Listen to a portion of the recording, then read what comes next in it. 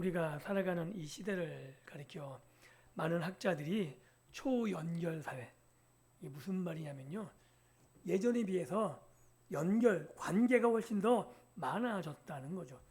예전에는 우리 가족 그리고 일터 그 외에는 대부분 모르는 사람들이고 모르는 일이에요. 그죠? 그런데 지금은 손바닥만한 이 스마트폰 요거 하나 가지고 지구 반대편 그 사람들과도 실시간으로 얼굴을 마주하고 대화하고 소통할 수 있습니다. 그러나 이토록 화려한 연결망의 이면에는 인류 역사상 그 어느 때보다 더 깊고 어두운 단절, 고독의 그림자가 드리워져 있는 거죠. 많이 알고 많이 보는데 훨씬 더 고독감과 소외감을 느낀다고 말할 수 있는 겁니다. 최근 우리 사회에 가장 흔한 일 중에 하나가 뭐냐 하면 혼밥. 뭔지 아시죠? 혼자 밥 먹는 거. 예전에는 식당에 혼자 들어가 밥 먹는 게 되게 불편하고 어색했습니다. 그렇죠. 지금 저나 여기 있는 권사님들 그럴 거예요. 혼자 가서 밥 먹는 거 되게 어색할 거예요. 그런데 요새 젊은이들 같이 가 밥 먹는 게 어색해요. 혼자 밥 먹는 걸 즐겨해요. 그리고 또 한 가지. 예전에는 10년, 15년 전만 해도 고독사. 뭔지 아시죠? 이 고독사가 일본에만 있는 줄 알았어요. 그런데 요새 들어서 우리나라에도요, 고독사, 혼자 죽는 사람이 많아집니다. 그래서 냄새가 나서 문이 잠겨 있어서 그냥 좀만 방치해보면 시체가 썩어지는데도 그냥 방치되는 경우가 우리나라 뉴스에도 심심치 않게 들리는 거죠. 편의점 구석에서 도시락으로 한 끼 점심을 때우는 청년들, 텅 빈 집에서 식은 밥을 혼자 먹는 독거노인들의 모습은 이제는 낯선 풍경이 아닙니다. 그리고 우리나라 이제 집의 구조도 많이 바뀌어요. 독거 가구, 혼자 사는 가구가 거의 20%에 육박할 정도로 굉장히 많은 비중을 차지합니다. 과거 우리 민족은 가족을 가리켜서 어떻게 표현했냐면요, 식구. 식구란 뜻이 뭔지 아시죠? 한 지붕 안에서 함께 밥을 먹는 입, 이게 식구라는 거예요. 그러니까 이렇게 한 상 안에서 밥을 먹는 것, 이것을 가족이라고 말했던 거죠. 그래서 이런 식탁은 서로의 온기를 나누고 오늘 하루의 고단함을 서로 위로하고 내가 혼자가 아니라는 그러한 소속감, 그리고 그 안에서 나의 존재를 확인하는 연대의 자리가 가족이라는 자리였죠. 그런데 현대인들은 화려한 맛집을 찾아다닙니다. 그래서 뭐 인스타그램 이런 거 보면요, 갈 때마다 사진을 찍어요. 사진을 찍어서 올려서 야, 나 이런 곳에 왔어. 그리고 그게 유행되면 제대로 먹지도 않을 거 가서 사진만 찍고 오는 사람도 있을 정도로 이렇게 먹는 거, 사진 찍는 게 유행인 거죠. 그래서 육신의 배는 배부르게 채울지 몰라요. 맛있게 먹고 사진 찍고 돌아다니면서. 그런데 내 소외감, 내 고독감을 달래줄 진정한 식탁의 자리, 나를 인격적으로 무시하거나 비판하거나 그런 것이 아니라 어떤 상황에서도 나를 지지하는 인격적인 환대의 자리, 이런 자리를 잃어버린 그런 현대를 오늘 우리가 살고 있는 겁니다. 그래서 오늘 우리가 살펴볼 룻기 2장 14절부터 19절의 말씀은 모압이라는 이방 땅에서 남편과 두 아들을 잃고 텅 빈 손으로 돌아온 두 여인 룻과 나오미, 그들이 어떻게 이 가나안 땅 베들레헴이라는 땅에서 가장 따뜻하고 눈부신 은혜의 식탁이 차려지는지를 보여주는 놀라운 현장이 됩니다. 지난 시간 우리는 살기 위해서 이삭을 죽으러 나갔던 룻, 그 룻을 우연히 보아스의 밭에 이르러서 마침 보아스가 찾아와 보아스를 만나는 장면을 살펴보았습니다. 그리고 보아스는 이방 여인 룻을 식탁 한가운데 초대하죠. 있을 수 없는 일이 일어났다고 이야기를 드렸습니다.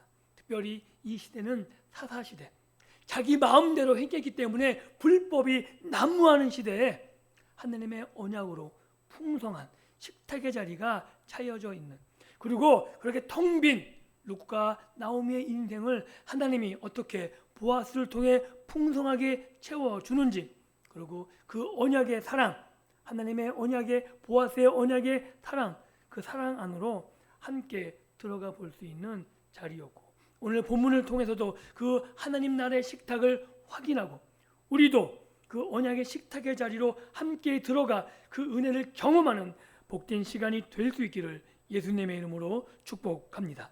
우리가 먼저 살펴볼 내용은 14절에 있는 말씀이죠. 이렇게 기록합니다. 보아스가 식사할 때 룻에게 이르되 이리 와서 먹으라. 떡을 먹으며 내 떡 조각을 초에 찍으라 하므로 룻이 곡식 빼는 자 곁에 앉으니 라고 기록하고 있습니다. 고대 근동 이 옛날 사회에서는요, 식탁 자리는 매우 엄격한 신분 질서죠. 아시죠? 조선시대, 아니 뭐 몇십 년 전만 해도 어머니가 아버지하고 겸상도 못했던 시기가 있었어요. 기억하십니까? 자녀들도 아빠의 자리, 식탁의 자리에 함께 못했어요. 아버지가 다 먹고 나면 가족이 옹기종기 모여 앉아서 아빠가 먹고 나면 반찬을 먹는, 그게 얼마 안 됐어요 진짜. 그런데 수천 년 전입니다. 이 식탁의 자리는요, 엄격한 신분과 계급이 질서정연하게 자리 잡은 공간이 식탁 자리이죠. 지주와 노동자가 겸상할 수가 없는 거죠. 예전에 우리나라 조선시대만 해도 주인과 양반과 상놈, 그죠? 하인들이 겸상할 수 있었습니까? 맞아 죽었죠. 그런데 뭐 이 당시에는 오죽했어요. 더군다나 정식 일꾼도 아니고 밭 구석에서 떨어진 이삭이나 줍던 이방 거지 같은 한 여인이 식탁 자리에 끼어든다는 건 상상조차 할 수 없는 거죠. 그러니까 우리가 너무 익숙해서 그냥 자연스럽게 보는데 보아스가 룻을 초대하는 것도 어색한 거고 룻이 그 초대에 응한다는 것도 놀라운 일이라는 겁니다. 아마도 룻은 일꾼들이 식사하는 동안 나무꾼을 먼 발치에 쪼그려 앉아 있다가 주님 배를 움켜잡고 있다가 이제 그들이 다 먹고 남은 그 음식을 먹으려고 기대했을지 몰라요. 왜? 거기는 풍성하니까, 하나님의 언약의 은혜가 넘치는 곳이라 곡식도 풍성하니까, 그리고 주인이 자비로우니까 먹고 남은 것들이 많을 거야. 그러면 내가 저들이 다 먹고 남으면 그 자리에 가서 먹을 수 있겠지라고 기대했을 겁니다.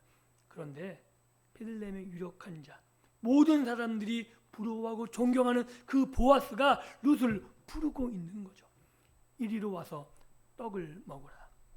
이스라엘에서 이 이스라엘 언약 공동체 안에서 식탁을 공유한다는 건 굉장히 의미가 있는 거죠. 너는 이제 우리와 한 식구라는 거예요. 언약 안에 있는 동등한 형제 자매, 계급적인 차이가 없이 너와 나는 동등하다라는 것을 강력하게 시사하는 의미인 겁니다. 그래서 보아스는 룻을 동정의 대상으로 보지 않는다는 거죠. 단지 내가 연민을, 동정을 베풀어야 되는 대상이 아니라 오히려 그는 내가 하나님을 대신해서 오히려 긍휼을 베푸는 인격체, 동정이 아니라 하나님이 그를 사랑하시는 사람, 이렇게 보아스는 룻을 바라보고 있다는 거죠. 그리고 더 나아가 보아스는 이렇게 말합니다. 내 떡 조각을 초에 찍으라. 여기서 초는 포도주를 발효시켜 만든 새콤한 음료예요. 중동의 뜨거운 열기 속에서 노동자들이 얼마나 갈증이 심하겠습니까? 그때 이 초 한 모금, 이것이 목 타는 목을 시원하게 해주는 효과를 누린다 그래요. 그래서 잠언에도 초 같은 이 초를 마심으로 시원케 되는 것을 여름 갈증에 시원케 하는 걸로 비유하기도 하는 거죠. 그런데 이방 여인이라는 이유로 주눅 들어있을 룻, 이 룻의 텅 빈 마음에 이 시원한 초 한 그릇, 보아스의 이 배려는 뼈를 깎는 고단함을 녹아내리게 하는데 충분했을 것으로 보여요. 그리고 이것이 하나님 나라 공동체, 언약의 공동체라는 것을 새삼 마음으로 느꼈을 겁니다. 그래서 이 모습을 보면서 영국의 철학자 스튜어트 밀이라는 사람이 이렇게 이야기해요. 배부른 돼지보다 배고픈 인간이 되는 것이 낫다. 이해되세요? 사람은 존엄성이 있다는 거죠. 존엄성. 그래서 배부른 돼지보다 배고픈 인간적인 존엄이 중요하다고 말하고 있는 거예요. 즉 인간에게 생물학적 욕구를 넘어서 존엄성의 욕구, 내 본질 자체가 얼마나 귀하게 대접받는지를 필요로 하고 있다는 거죠. 그런데 보아스는 룻에게 단순히 떡 한 조각, 배부름을 채워주는 것이 아니라 룻에게 그의 존엄성을 지켜 세워주고 있는 거예요. 단지 거지처럼 내 싸구려 동정을 베푸는 것이 아니라 그를 하나님의 백성으로 받아들일 뿐만 아니라 나와 동등한, 내가 하나님의 은혜를 입듯이 너도 하나님의 은혜를 입을 만한 그런 동등한 자격을 가지고 있다라고 인정해주고 있는 거죠. 그래서 하나님 나라가 어떤 곳인지를 그 식탁 교제를 통해서 생생하게 보아스가 룻에게 보여주고 있는 겁니다. 그래서 룻이 곡식 빼는 자 곁에 앉자 보아스는 한 걸음 더 나아가 놀라운 행동을 취하죠. 14절에 이렇게 기록합니다. 그가 볶은 곡식을 주매 룻이 배불리 먹고 남았더라. 주인이 직접 볶은 곡식을 집어 이방 여인에게 건네는 거예요. 이거 굉장히 이상 야릇한 일이에요. 왜냐하면 늙은 할아버지가 되는 사람이 젊은 이방 여인에게 뭘 건네줘요. 남들이 볼 때 이상하게 볼 만한 그런 장면이 묘사되고 있는 거죠. 그런데 성경은 그런 식으로 묘사하지 않습니다. 룻은 오랜 기근과 슬픔 속에 쪼그라들었던, 그런데 그 모습 속에 보아스의 배려 속에서 풍성하게 먹을 수 있는 환경이 조성된 거죠. 그렇게 배려 속에서 눈치 보면서 먹는 것도 아니라 편안하게 안전한 그런 안심 속에서 보아스와 같이 음식을 풍성하게 먹고 있는 겁니다. 그리고 성경은 이렇게 말해요. 남았더라. 룻이 배불리 먹고 남았어요. 그런데 단지 음식이 남았다는 것 이상의 의미를 이 단어가 보여주고 있죠. 왜냐하면 이 룻과 나오미는 결핍과 상실의 상징이잖아요. 남편을 잃었습니다. 두 아들을 잃었습니다. 다 잃어버렸어요. 다 없어요. 텅 비었어요. 그런데 하나님께서는 넘치는 은혜로 이 보아스와 룻의 삶에 개입하셔서 이제는 텅 빈 아무것도 남아있지 않은 그 삶이 넘치는 삶으로 풍성하게 채워지는 역전이 일어나고 있음을 이 단어를 통해서 보여주고 있는 겁니다. 식사를 마친 룻이 다시 이삭을 주우러 일어나자 보아스는 자기 사환들에게 명령을 내리죠. 룻이 이삭을 주우러 일어날 때 보아스가 자기 소년들에게 명령하여 이르되 그에게 곡식 단 사이에서 줍게 하고 책망하지 말며 또 그를 위하여 곡식 다발에서 조금씩 뽑아버려서 그에게 줍게 하고 꾸짖지 말라 하니라. 이런 특혜는 없어요. 그죠? 아니 수많은 사람들이 보아스의 밭에 와서 이삭 죽기를 원해요. 그리고 이 종들은 주인을 위해서 최대한 이삭을 흘리면 안 되는 거잖아요. 주인을 위해서 일하는 거니까. 그런데 이 보아스가 야, 좀 이삭을 흘려라. 누굴 위해서요? 이방 여인. 한 번도 본 적이 없는, 자기 동족도 아니고 자기 밑에서 일했던 사람도 아니고 자기가 돌봐야 될 동족들도 아니고 이름 모를 이방 여인을 위해서 아낌없는 은혜를 베풀고 있는 거죠. 추수하다가 자연스럽게 땅에 떨어진 이삭만을 남겨두라는 것이 아니라 오히려 훨씬 더 넘어서 곡식단 사이에 룻이 들어갈 뿐만 아니라 일부러 뽑아두어서 룻이 풍성하게 거둘. 그러니까 계속해서 강조하는 게 뭐냐면 룻의 인생이 이제는 텅 빈 인생이 아니라 차곡차곡 풍성함으로 채워져 가고 있음을 보여주고 있는 거죠. 누구를 통해서요? 보아스를 통해서요. 어떤 보아스요? 헤세드가 있는 하나님의 언약을 충분히 머금은 그 은혜를 받고 그 은혜를 베풀 수 있는 보아스를 통해서 하나님의 사랑이 룻에게 전달되고 있는 겁니다. 이것이 룻이 오늘 얼마나 큰 은혜를 받고 있는지를 보여주고 있는 거죠. 그리고 이것은 우연을 가장한 사랑인 거죠. 자존심이 상하지 않도록 룻의 노동을 존중해 주는 거예요. 쉽게 얘기해서 그냥 그 자리에서 곡식 갖고 와서 다발로 안 켜주는 거 아니에요. 그러면 더 이상하게 볼 수 있잖아요. 그러니까 룻의 자존심, 본인이 해야 될 일을 할 수 있는데 비지 않도록, 소리 부끄럽지 않도록 우연을 가장해서 그의 삶이 채워질 수 있도록 보아스가 배려해 주고 있는 거죠. 이것이 하나님이 하나님의 백성들에게 하시는 일이라고 말하고 있는 거예요. 오늘도 우리 삶에 하나님이 어떻게 일하시냐면요, 우연을 가장해서 우리에게 사랑을 베푸시는 거죠. 오늘 내가 우연히 어떤 일들을, 사람들을 만나게 되고 우연히 어떤 결과가 주어지고 그 모든 것이 우연처럼 보이지만 그것은 하나님이 우연을 가장해서 우리에게 사랑을 베푸시는 것이라고 말하고 있는 겁니다. 우리의 자존심이 상하지 않도록, 우리가 한 일들이 헛되지 않도록 하나님이 도우시는 것이고 하나님이 보살피는 것이고 하나님이 책임지시는 것이라고 말할 수 있는 거죠. 그리고 그 노동의 결과가 상상할 수 없는 만큼 풍족하게, 이것이 하나님의 은혜라는 거예요.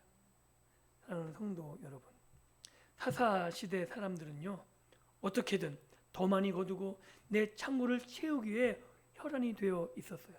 그런데 하나님의 언약을 저버렸기 때문에 그들은 채우려고 노력했지만 텅 비었어요. 그 대표적인 인물이 나오미의 가족이잖아요. 그런데 기꺼이 자신의 손을 내밀어서 하나님의 언약을 믿고 베풀고 나누는 보아스는 그 텅 빈 흉년의 지역에 풍년이 들었고요. 그리고 더 많은 곳으로 남에게 베풀 수 있는 넉넉함을 가지고 살아가고 있다고 말하고 있는 거죠. 이것이 하나님의 헤세드입니다. 하나님의 헤세드는 우연히 하늘에서 떨어지는 것이 아니라 하나님의 헤세드를 받은 사람이 하나님의 풍성한 은혜를 나눔으로 하나님의 헤세드가 흘러가는 거죠. 자격 없는 자를 향해 율법의 최소치를 넘어 자신의 희생을 감수하며 폭포수처럼 쏟아붓는 그 은혜, 그것이 보아스의 밭에서 하나님 나라로 실현되고 있었다고 성경은 말하고 있는 겁니다. 이 보아스의 밭이 오늘 저와 여러분들의 삶의 일터와 우리의 가정이 되기를 예수님의 이름으로 축복합니다. 그래서 우리가 먼저 받아야 돼요. 받지 않고 어떻게 나눌 수 있겠어요? 우리가 먼저 하나님의 언약에 신실해서 하나님의 언약을 누림으로 말미암아 그 언약적 사랑이 흘러져 가야 돼요. 우리의 자녀에게, 우리의 일터에 흘러감으로 말미암아 사람들이 아는 거죠. 하나님 은혜가 얼마나 풍성한지를. 하나님 안에 들어오면, 하나님의 백성 안에 들어오면 그 삶이 얼마나 안식을 누리는 삶이 되는지를 경험해야 되는 겁니다. 그래서 저와 여러분들의 믿음의 삶이 수많은 자들에게 안식을 제공할 수 있는, 그래서 그 안식 안으로 초대됨으로 함께 하나님의 은혜를 누리는 그런 믿음의 복된 삶을 살아갈 수 있기를 다시 한번 예수님의 이름으로 축복합니다. 그리고 보아스의 이 은밀하고 강력한 이 언약적 사랑, 이 지원 속에서 룻은 저녁까지 밭에서 이삭을 주어요. 보아스가 일부러 떨어뜨린지도 모르고 열심히 줍습니다. 그리고 주운 것을 떨었을 때 성경이 그 양을 이렇게 이야기해요. 룻이 밭에서 저녁까지 줍고 그 주운 것을 떠니, 즉 탈곡한 거죠. 보리가 한 에바쯤 되는지라. 그것을 가지고 성에 들어가 시어머니에게 그 주운 것을 보이고 그가 배울리 먹고 남긴 것을 내어 시어머니에게 드리매. 그러니까 우리는 이게 계산이 안 되는데 한 에바, 이 에바가 오늘날 우리 현대식으로 말하면 한 15kg, 15kg에서 20kg 사이에, 즉 쌀 한 푸대 20kg짜리 그 정도 되는 걸 주었다는 거예요. 말이 돼요? 아니, 떨어지고 줬는데 어떻게 그렇게 한 푸대 20kg짜리를 줄 수가 있냐고요. 그리고 이 정도의 노동을 하려면요, 건강한 남성 노동자가 하루 종일 일해서 받는 보리 품삯이 어느 정도냐 하면요, 1리터. 그러니까 하루 일해서 받는 게 쌀 한 700g, 800g 그 정도 노동의 대가로 받아요. 그런데 지금 이 룻은 22리터를 주었다고요. 일에서 받는 게 1리터인데 정확하게 22리터거든요. 말이 안 되는 거잖아요. 그리고 이 무게는 나귀 한 마리가 등에 짊어져야 될 만큼 굉장히 무거운 거죠. 룻은 이 가녀린 어깨에 이거 메고 베들레헴 성내로 돌아온 거죠. 그래서 이 한 에바의 보리는 단순히 식량의 의미를 넘어섭니다. 룻기 1장에서 나오미는 모압의 모든 것을 잃고 돌아오며 이렇게 이야기해요. 내가 풍족하여 나갔더니 여호와께서 내게 비어 돌아오게 하셨느니라. 그렇죠? 그런데 남편과 두 아들 잃은 그녀의 마음은 아무것도 없는 텅 비고 깜깜한 그 자체라고 말할 수 있는 겁니다. 그런데 이제 하나님께서는 이방 며느리 룻의 어깨에 한 에바의 보리로 나오미에게 응답하고 계신 거죠. 아마 이렇게 하나님이 말씀하고 계신 걸지 몰라요. 나오미야, 내가 너를 비워낸 것 그것이 끝이 아니다. 내가 너의 텅 빈 공간에 세상이 헛된 것이 아니다. 나의 섭리와 나의 은혜를 이렇게 풍성하게 채워 넣을 거야. 그게 눈에 보이게 룻이 가지고 온 한 보리 에바로 증명해주고 있는 거죠. 성문에 들어서는 룻의 얼굴은 아마 땀과 먼지로 범벅이 되었을 거예요. 왜냐하면 계속 땅에서 주웠잖아요. 그런데 그 먼지 투성이 그것이 아마 룻은 싫지 않았을 거예요. 왜냐하면 내가 수고한 것 때문에 어머니가 이제 굶지 않을 수 있다는 기쁨으로 가득 차지 않았을까요? 그래서 그녀의 눈빛은 그 어느 때보다 바짝바짝 빛났을 거예요. 왜? 어머니에게 빨리 이거 보여드리고 싶어서. 그녀는 무거운 보리자루를 내려놓고 점심때 보아스의 식탁에서 배불리 먹고 남겨온 볶은 곡식을 꺼내어 늙은 시어머니의 손에 쥐어줍니다. 룻기 전체를 덮고 있는 죽음과 굶주린 절망의 그림자가 이 한 줌의 볶은 곡식 그리고 한 에바의 보리 앞에서 완전히 사라져버리게 되는 거죠. 그리고 이 장면을 통해서 생명의 빛, 하나님의 은혜의 역사 안으로 나오미가 나아가는 모습을 우리는 보게 되는 겁니다. 상상도 못할 엄청난 양의 곡식 그리고 며느리가 내어놓은 볶은 곡식, 이 곡식을 받아든 나오미의 반응이 재밌습니다. 이렇게 이야기합니다. 시어머니가 그에게 이르되 오늘 어디서 주었느냐? 어디서 일을 하였느냐? 너를 돌본 자에게 복이 있기를 원하노라 하니 룻이 누구에게서 일했는지를 시어머니에게 알게 하여 이르되 오늘 일하게 한 사람의 이름은 보아스니이다 하는지라. 며칠 전만 해도 나를 나옴이라 부르지 말라. 나를 마라. 나를 기쁨이 아니라 나를 쓴물이라 부르라. 왜요? 여호와께서 나를 치셨기 때문에 나는 더 이상 기쁘지 않다라고 말했던 나오미입니다. 깊은 영적인 우울감 그리고 영적 침체에 빠져있던 나오미라고 볼 수 있는 거죠. 그런데 룻이 가져온 생명의 양식을 보는 순간 나오미의 죽어있던 이런 하나님을 향한 영적인 감각이 깨어난 것 같습니다. 그녀는 이 엄청난 양의 곡식이 결코 우연이나 며느리 개인의 노력만으로 가능하지 않다는 것을 알고 있는 거죠. 만약에 그냥 우연으로 취급하고 그랬으면 그냥 기뻐하는 걸로 끝냈을 거야. 야, 너 이렇게 수고했냐? 그런데 나오미의 반응이 뭐냐면 어디서 일했니? 너 지금 누구에게서 갔니? 이거 물어보고 있는 거예요. 즉 나오미는 뭘 확인하냐면 하나님이 어떻게 일하시고 계신가를 보고 싶어 하는 거죠. 본능적으로 직감했다는 거예요.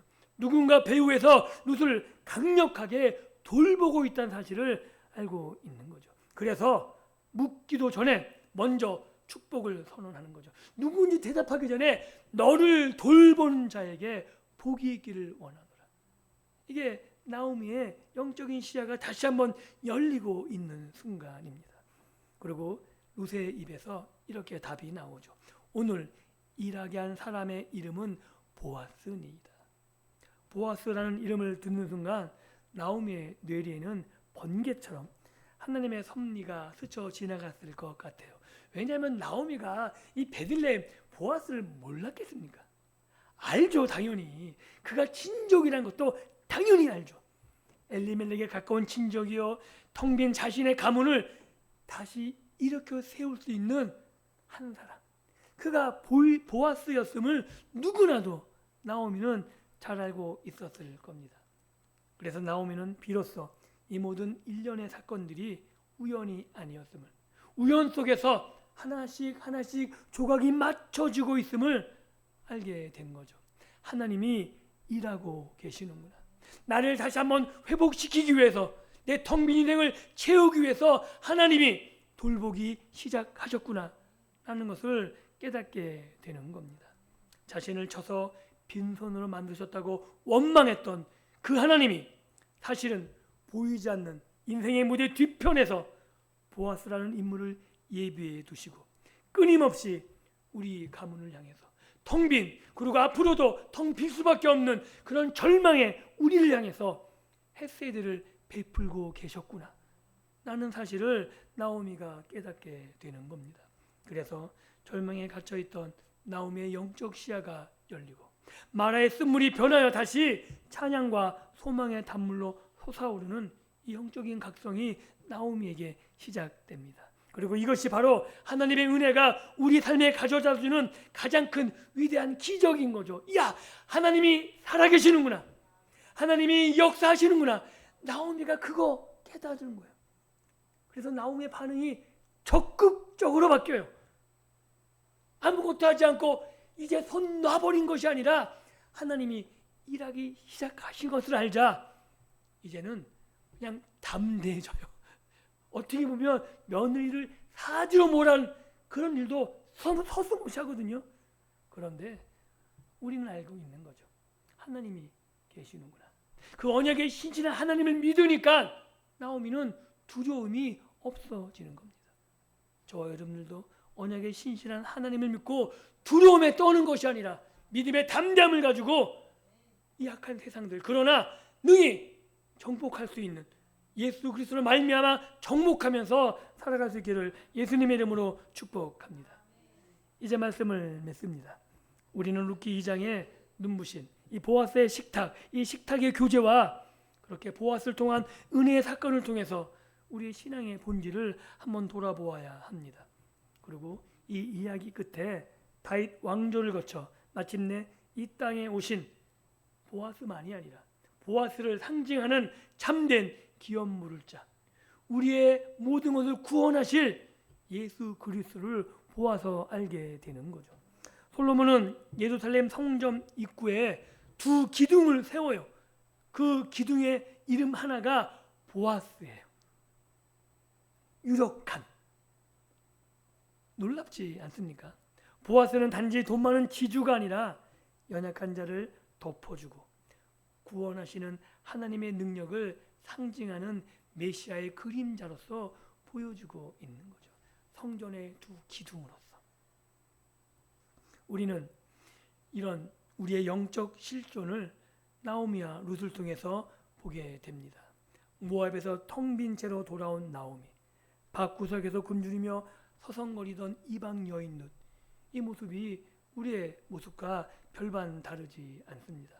죄와 사망의 법 아래서 영혼의 깊은 허기를 채우지 못해서 세상에 이삭을 주우며 다녔던 우리인 거죠.